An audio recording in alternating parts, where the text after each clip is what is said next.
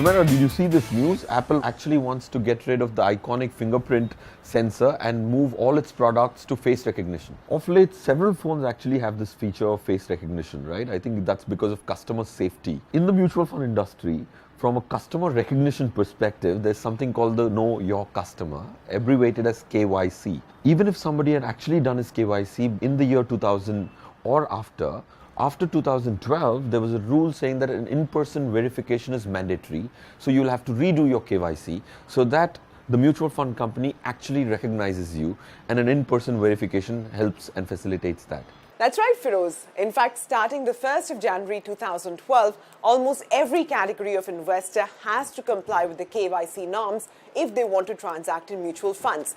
So you will have to submit all of your details to your AMC or the asset management company. AMCs are required to formulate rules and implement a customer identification program in accordance. It's a one-time activity, and you can invest in any AMC once you're KYC compliant. You can invest in mutual funds only through KYC compliance. It can be done online and offline.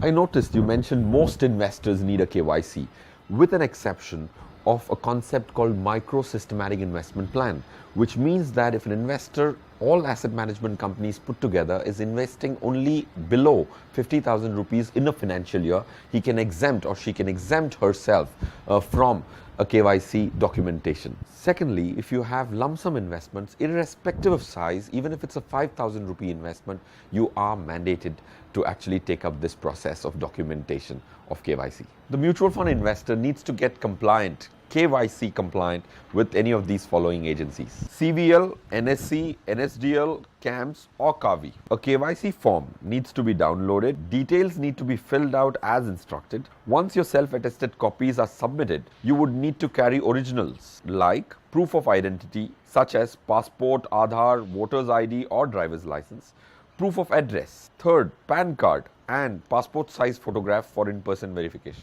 And it's also important to remember that you don't have to pay any sort of fees for registering your KYC.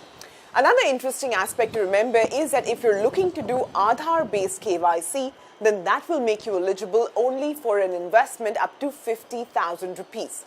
And you'll want to know that a lot of the AMCs also allow you to do your in-person verification via video conferencing facilities. Well, that's some convenience, isn't it? But you know what always happens is that complying with the original norms is not as difficult as if you want to make changes in it. Love your practicality. Changes are going to be a part of life, and if you have status change, if you have a name change, address change, or even if you have a signature change, you will have to download a specific form, submit it at the KYC center, quote your PAN number and give the proof of the change.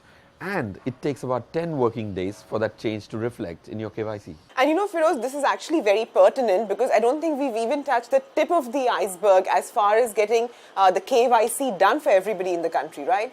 Yes, I think we have 138 odd crore population, and we might not have more than 2 crores unique investors. So we will be doing 5 times more the KYCs in the next 10 years than in the past 10 years. So I think it is a pertinent topic, and all these new investors need to be told about KYC compliance. All right, so if you haven't done your KYC yet, we hope you'll do it today. So when we have bulls and bears, the stock market can't be far behind, right? The name bull market actually is derived out of the way the bull attacks its opponent, uses its horns and throws the opponent right up in the air. Just like how the stock market moves the prices of all the stocks right up in the air.